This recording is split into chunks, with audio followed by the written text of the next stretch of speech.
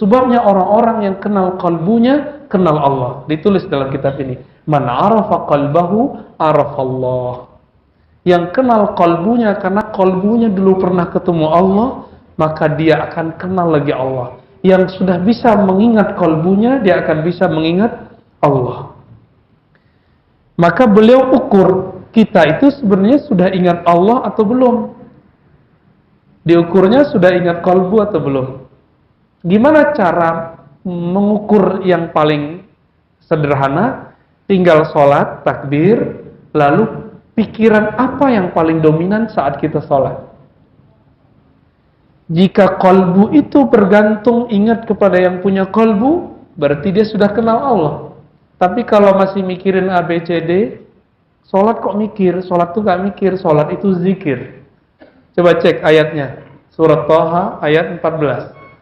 Aqimis sholata li dzikri. Dirikanlah sholat untuk mengingatku.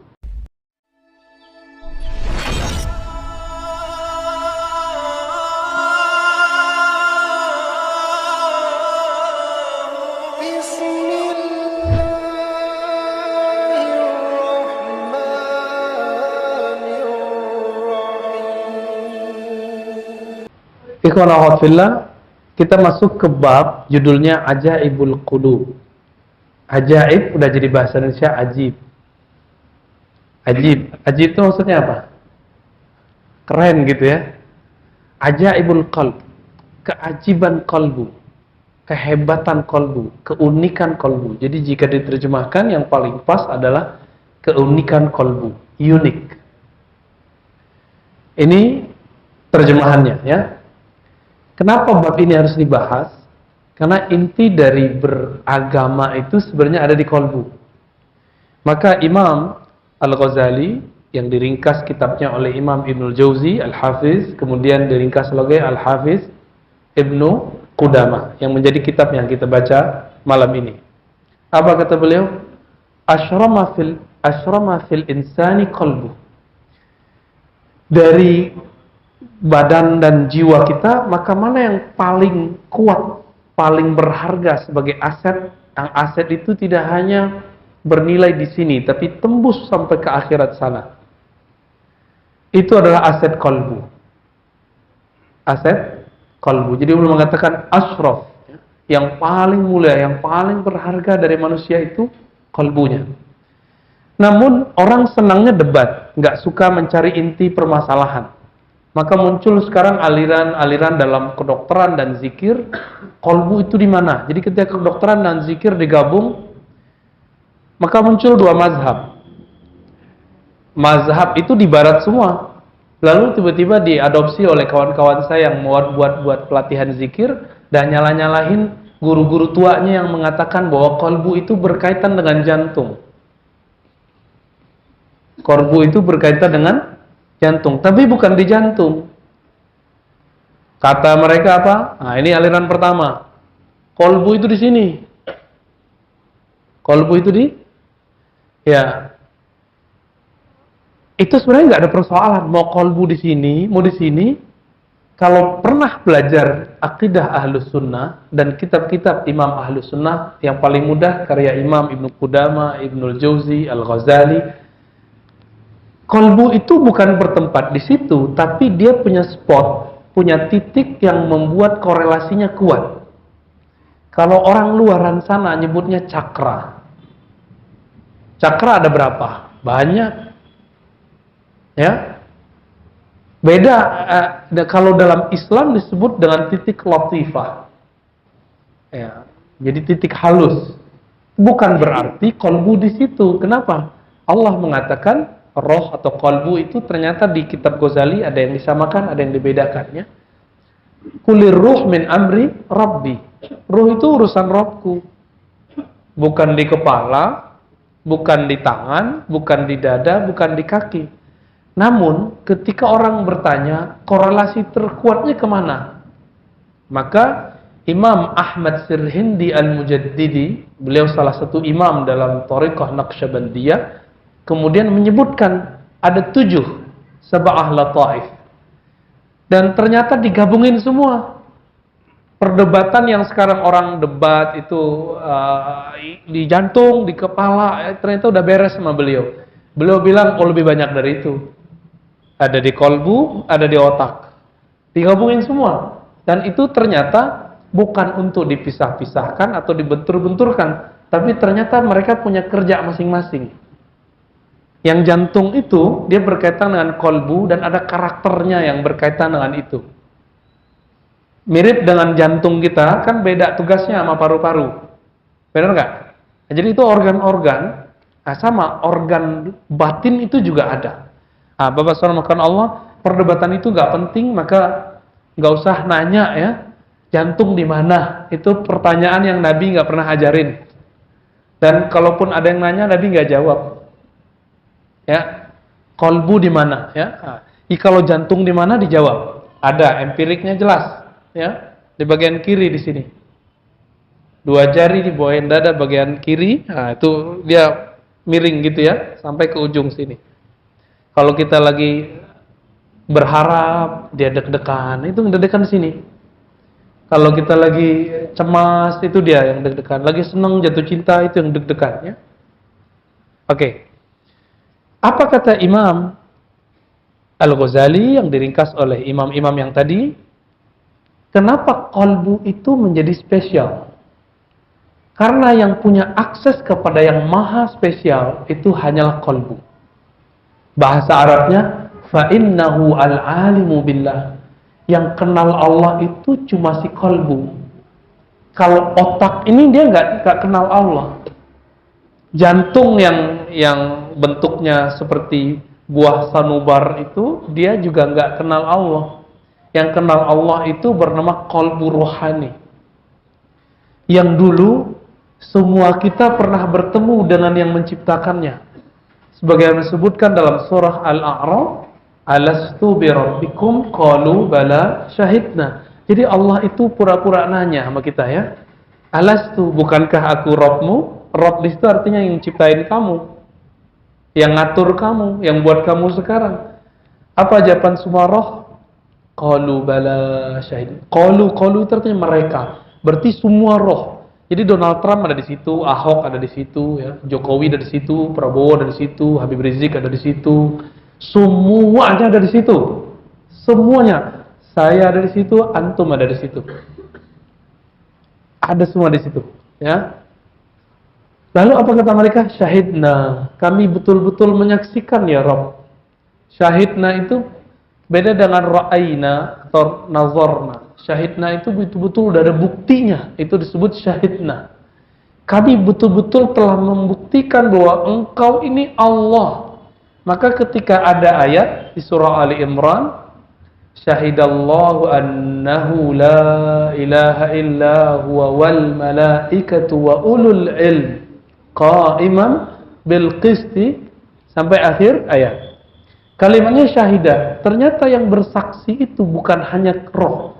Yang memulai bersaksi adalah Allah itu sendiri. Syahidallah. Allah bersaksi. Malaikat bersaksi.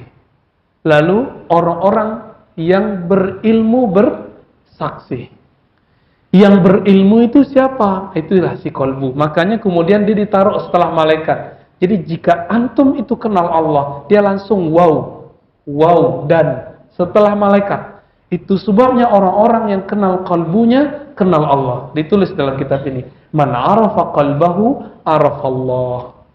Yang kenal kalbunya, karena kalbunya dulu pernah ketemu Allah, maka dia akan kenal lagi Allah. Yang sudah bisa mengingat kalbunya, dia akan bisa mengingat Allah. Maka beliau ukur, kita itu sebenarnya sudah ingat Allah atau belum? Diukurnya sudah ingat kalbu atau belum? Gimana cara mengukur yang paling sederhana? Tinggal sholat, takbir, lalu pikiran apa yang paling dominan saat kita sholat? Jika kalbu itu bergantung ingat kepada yang punya kalbu, berarti dia sudah kenal Allah. Tapi kalau masih mikirin A, B, C, D, sholat kok mikir? Sholat itu gak mikir, sholat itu zikir. Coba cek ayatnya. Surat Thaha ayat 14. Aqimis sholata li dzikri. Dirikanlah sholat untuk mengingatku. Tapi ayat itu diulang dengan pernyataan, innani anallah la ilaha illa ana fa'budni. Sungguh akulah Allah. Jadi Allah mengatakan innani anallah. Jadi sebenarnya menggunakan kata ana itu Allah sendiri. Ana Allah, ya. Ana Allah. Akulah Allah. La ilaha illa ana. Apa arti ilah? Apa bedanya dengan Rabb tadi?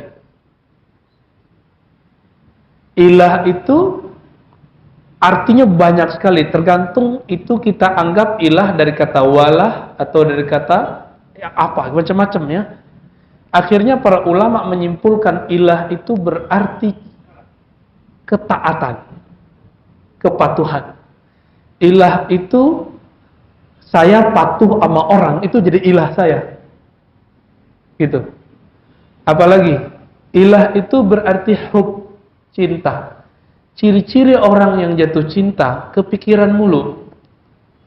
Maka kalau kita sering ingat sesuatu, ngecek sering ingatnya, bawa sholat. Lebih banyak ingat apa setelah takbir sampai assalamualaikum, itulah ilah yang ada di sini. Itu yang kemudian dihilangkan di situ, di ayat itu. La ilaha illa ana. Tidak ada ilah selain aku. Maksudnya, jangan kamu cinta selain aku. Jangan kamu patuh kepada selainku. Terjemahan Sanskertanya sembah. Sembah itu artinya respect. Apa arti respect? Hormat. Maka kata sembah di kampung saya, sembah kami sampaikan kepada Dato. Itu artinya bukan menyembah. Artinya ta'abbud, ubudiyah, itu dibedakan. Sembah di situ artinya hormat.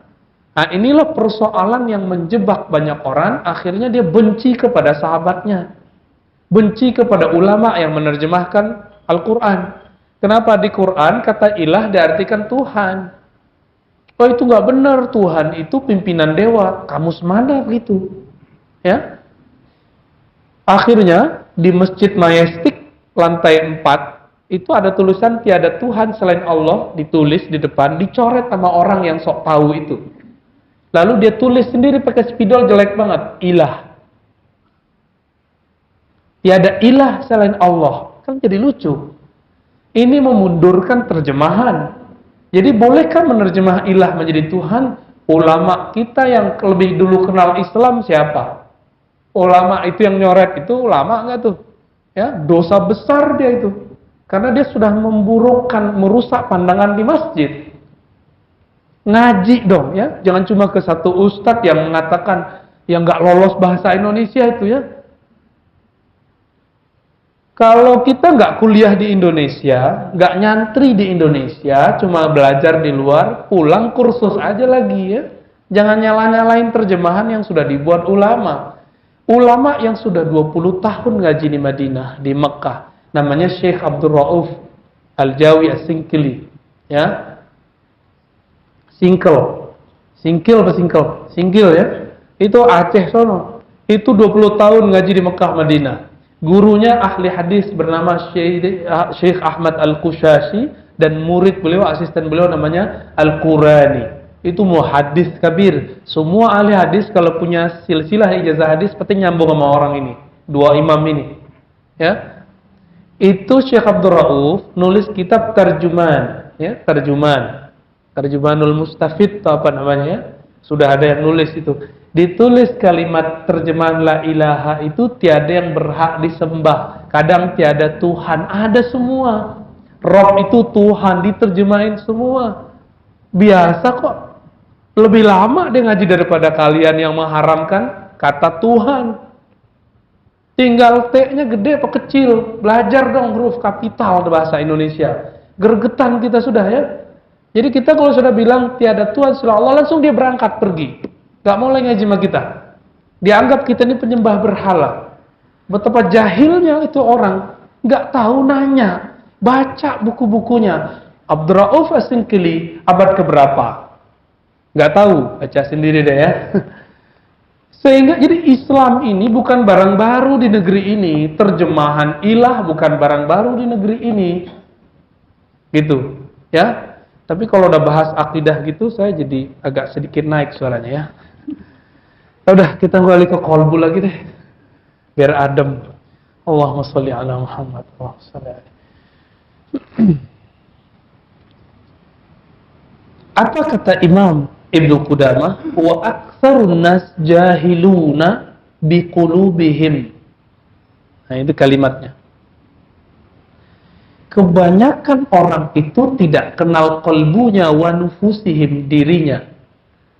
Beliau ini ahli hadis, nggak mau menggunakan sebuah kalimat yang masyhur di kalangan ahli zikir, ahli kolbu, ahli sufi, ahli tazkiyatun nufus, terserah antum mau sebut mana, orangnya sama kok ya.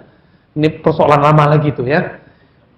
Gengsi nyebut tasawuf pakai istilah tazkiyatun nafs, isinya sama. Apa kata mereka? Man arafa nafsahu faqad arafa rabbahu. Karena beliau sensitif dengan kata-kata itu, siapa yang kenal diri, kenal Rabbnya, beliau ganti. Man arafa qalbahu, arafa rabbahu. Siapa yang kenal kalbunya, maka dia kenal Rabbnya. Tapi isinya sama nggak tuh?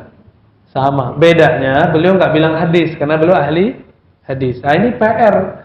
Kalau antum ahli hadis, ada orang salah nyebut hadis, nggak usah ditahzir. Gak usah ditahzir, wasiat bil haq, bis sabar. Gak langsung ngamuk-ngamuk, ya. Gak langsung bilang zindik, itu jahil, gak usah bilang gitu. Langsung bilang, mohon maaf, ini hadisnya tidak sahih. Gitu. Selesai itu. Kalau dia gak terima, baru kita bilang, ente baru jahil gitu. Tapi kalau udah kita kasih tahu, kita bilangin baik-baik, pakai cara lo bilanginnya. Orang-orang ahli tasawuf itu, ahli thariqat sufi itu, mereka ahli kolbu. Maka sentuh kolbunya. Jangan singgung amalannya. Mazhab fikih dia sudah beda sama kita. Sekali singgung mereka, antum ngomong kolbu aja dia nggak terima. Gitu. Ini yang terjadi pada Ustadz favorit antum semua, Ustadz Abdus Somad. Ustadz Abdus Somad kurang sufi apa? Kurang ahlu sunnah aswaja apa? Tapi karena beliau cuma ngomong khilafah, langsung kawan kita yang satu lagi nggak seneng gitu ya. Itu aja masalahnya. Padahal sama fikihnya, sama akidahnya, sama. Nah, ada beliau sensitif. Nah, semoga ini selesai semua lah ya. Di kalangan yang memfavoritkan Ustadz, jangan terlalu emosional juga ya, santai aja. Lalu dikatakan oleh beliau, kenapa orang tidak bisa langsung kenal dirinya? Emang di Quran sudah dibilang, sudah dikatakan bahwasannya Allah yahulu bainal mar'i, ya, antara mar'i dengan dirinya. Memang sudah ada kalimatnya, yahulu bainal mar'i wa qalbi. Antara sisi dia intelektualnya dengan kalbunya memang kadang dipisah. Coba aja cek. Kita udah berusaha untuk khusyuk, nggak bisa khusyuk-khusyuk. Pikirannya jalan kemana-mana. Artinya antum nggak berkuasa menguasai kalbu. Kenapa kalbu nggak bisa kita kuasai dalam sholat? Kok nggak bisa dikontrol itu kepikiran kemana-mana itu? Padahal kalau sholat udah pakai baju koko, udah pakai kopiah, udah pakai gamis bahkan, pakai sarung bahkan. Ternyata khusyuk bukan di situ. Bahkan jenggot pun kita panjangin. Kenapa? Karena jenggot itu tidak menyebab khusyuk. Ya, baju koko tidak pernah menyebabkan khusyuk. Dia itu bab fikih, nutup aurat. Jenggot itu bab performan, az-zinatu wal libas dalam Sahih Bukhari ya. Lalu di mana khusyuk itu? Khusyuk itu di kolbu. Khusyuk itu cuma di kolbu. Ya. Tapi khusyuk itu mainannya adalah pandangan kolbu. Karena khusyuk itu berkaitan dengan pandangan. Ikhwan akhwat fillah, bapak saudara yang melakukan Allah, gimana caranya mengenal kolbu? Itu nanti. Nah, sekarang kita ketahui diagnosa dulu. Kolbu kita yang mana nih? Kolbu yang terganggu atau bukan? Maka kolbu dibagi 3. Kolbu yang sakit, kolbu yang mati, dan kolbu yang sehat. Insya Allah yang hadir ini kolbunya nggak ada yang mati, alhamdulillah. Ya. Tapi kalau sakit mungkin ada. Ceknya gitu aja Pak. Kita suka makan, misalnya suka makan sayur asem, suka makan rendang, suka makan soto, sop iga. Tapi sekali ini orang buat, kita kayak mau muntah. Itu salah makanannya apa salah badan kita nggak enak? Kita yang nggak enak. Jangan salahkan makanannya. Ketika sholat nggak enak, bukan karena suara imam nggak enak. Khusyuk itu bukan pada suara yang enak. Kalau suara enak itu kita sebut sholatnya dengan suara merdu, bukan dengan khusyuk, itu beda. Misalnya, imamnya suaranya merdu, terus antum nangis. Kita tanya, nangisnya ingat kampung ya? Contohnya, malam takbiran, nangis nggak? Kenapa? Ingat emak di kampung. Ingat dulu bawa obor di kampung. Ya? Ingat dulu takbiran waktu di kampung. Itu bukan tangis karena Allah. Itu tangis karena kangen pulang kampung. Tapi itu udah kabar gembira. Apa kabar bergembiranya? Kalau udah bisa nangis berarti kolbunya udah lembut. Cuma kabar nggak gembiranya, Imam Ibnu Mubarak nulis kitab Az-Zuhud, ilmu kolbu. Apa kata beliau? Tangisan itu ada lebih dari 9, kira-kira 9 lah, 9. Semuanya bukan karena Allah kecuali 1, yaitu tangis karena takut kepada Allah, harap kepada rahmat Allah. Takut karena dosa, kemudian disiksa Allah, nangis, itu dia. Itu yang bisa madamin api neraka. Kita udah sholat, takut tidak diterima oleh Allah. Lalu ada harap Allah terima. Muncul tangisan itu. Maka tangis itu ada 2. Tangis karena sedih, takut, atau tangis karena bahagia. Ketika seorang anak dapat juara, pertama kali dapat juara dia nangis. Itu lagi sedih atau bukan? Orang tua yang sudah jadi orang tua nih ya, yang sudah punya anak tuh udah tua walaupun punya uban ya. Anaknya juara, tiba-tiba kita berlinang-linang air mata ya. Kata teman, matamu kenapa bro? Cowok kok nangis? Ya ternyata kita terharu anak kita dapat juara.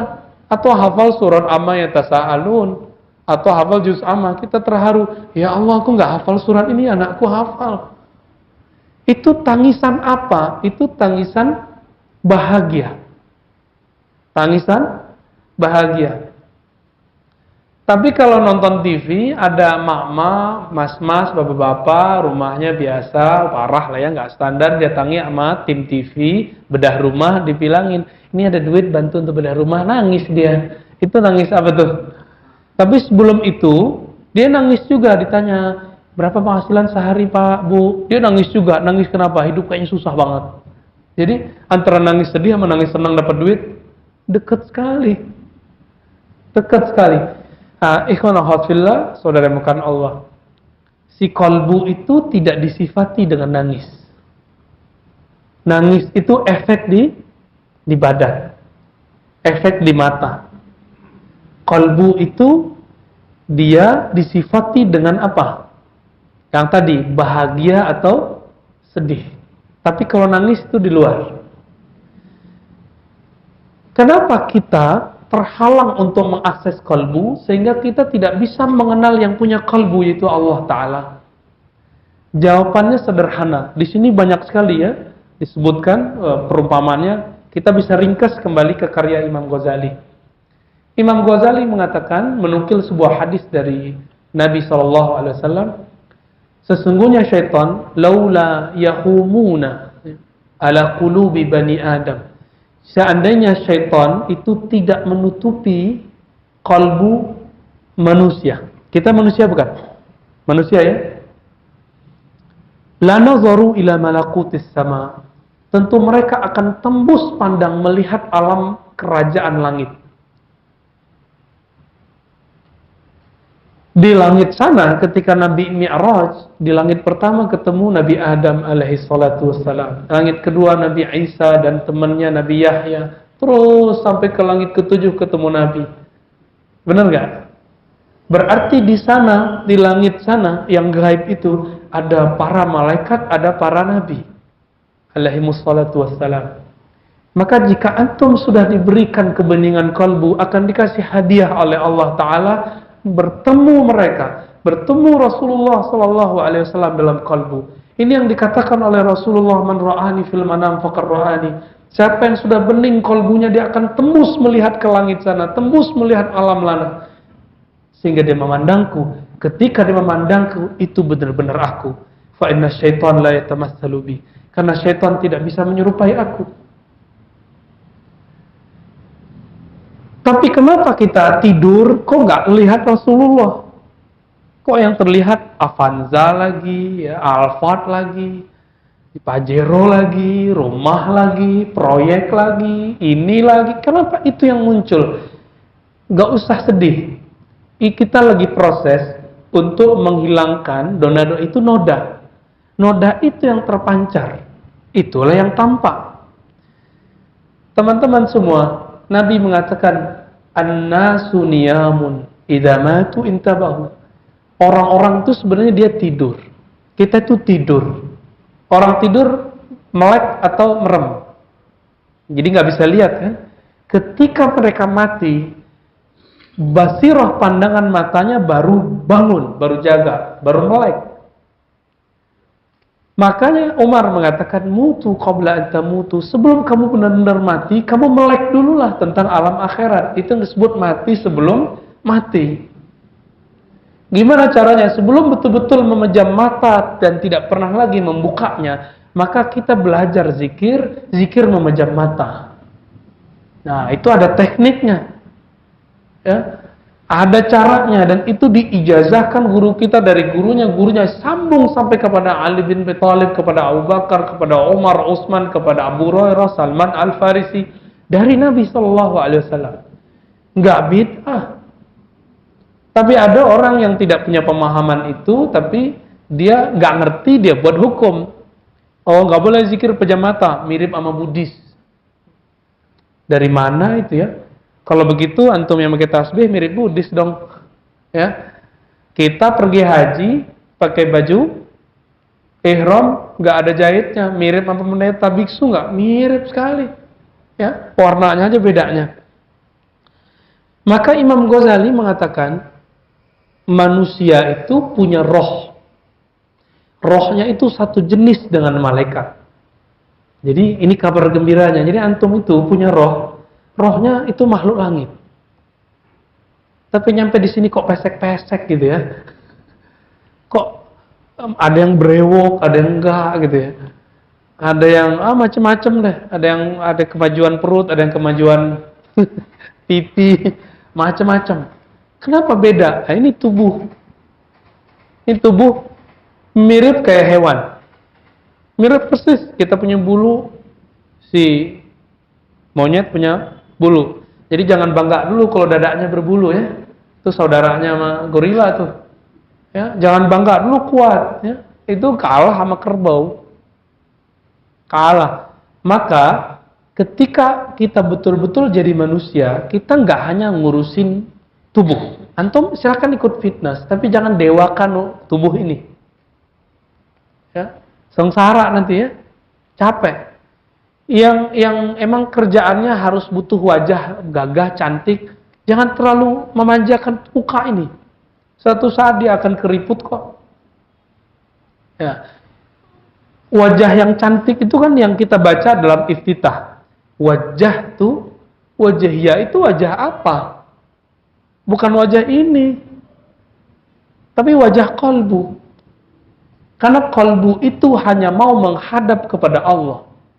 Lalu sekarang kok ketika sholat, qalbu kita nggak bisa berkiblat kepada Allah. Tubuh udah ke Ka'bah. Mata udah ke tempat sujud. Apalagi kurangnya? Kurang qalbunya, ketutup. Apa yang menutupinya? Pertama, disebut dengan karakter hewan ternak. Apa karakter hewan ternak? Hewan ternak itu ada pada kita. Suka makan, benar nggak? Suka makan, minum, ngoceh, ya itu burung-burung kalau udah kenyang ngoceh aja tuh ya, yang itu ya bertweet itu ya. Sekarang jadi Twitter. Apalagi mohon maaf, aktivitas seksual itu bagian dari hewani. Maka pembeda kita dengan hewan, makan, minum, tidur, ngomong dimulai dengan basmalah. Jadi minum itu dengan bismillah. Bahkan Nabi mengajarkan orang sudah menikah hubungan spesial pakai bismillah supaya beda dengan al-an'am itu, karakter hewan itu. Nah, siapa yang sudah mulai melakukan itu, dia sudah nggak hewani lagi. Antum udah nggak sama lagi sama hewan. Nah, semoga kita mulai dari pagi tadi lebih banyak basmalahnya. Bismillah mau jalan, bismillah mau makan. Jadi beda hewan dengan manusia yang kenal Allah. Makan apa? Makannya orang kenal Allah, dia makan karena ingin kuat mengabdi kepada Allah. Supaya kuat nanti berdiri di hadapan Allah. Supaya kuat nanti jalan menafkahi hamba Allah bernama anak istri. Itu. Maka makannya orang yang kenal Allah bukan karena dia ingin memenuhi perutnya. Bukan karena ini enak nih. Enggak. Udah begitu belum? Kita latihan ya sama-sama. Ntar malam yang mau makan, coba ya Allah saya mau makan karena ingin mengabdi kepada Engkau. Tolong kuatkan satu suap ini untuk menjadi modal untuk ibadah kepada Engkau dalam ibadah formal ataupun ibadah sosial. Antum kerja itu kan ibadah juga. Saya bolehkah sholat itu kalau nggak ada orang lihat, terus sholat maghrib saya buat 2, boleh nggak? Kan nggak ada orang lihat. Kalau antum udah buat ibadah itu masuk ke wilayah kerja, kerja itu ibadah loh ya. Kerja itu ibadah. Beranikah saya korupsi waktu? Beranikah saya korupsi duit? Nggak berani. Kenapa? Saya anggap ini ibadah. Langsung dipandang sama Allah, CCTV nggak perlu. Nggak perlu. Coba mulai besok pagi, ketika bangun katakan, ya Allah, aku sekarang mau ibadah sosial. Kerja. Coba rasain nikmatnya hidup. Sehingga kita dari bangun tidur sampai tidur lagi, itu bersama Allah. Sujudnya orang kerja adalah kepatuhan tidak korupsi. Rukuknya dia adalah menghormati pakem-pakem dari Allah. Ketika ini haram dia nggak ambil. Ini syubhat, tidak jelas, dia tidak ambil. Itu sudah ruku lagi kerja. Maka orang-orang yang sudah ruku dengan ruku yang formal, buktikan. Ketika orang beda sama kita masih respect, kita kasih tahu dengan baik. Kita jadi atasan, ada kesalahan di tim kita nggak hardik dia. Kenapa? Kita pribadi yang ruku. Kalau enggak, antum an'am. Ya? Sama, kal an'am, balhum adol. Balhum adol itu apa? Enggak disebutkan di situ. Balhum adol itu disebutkan di Quran, ayat yang lain, ya.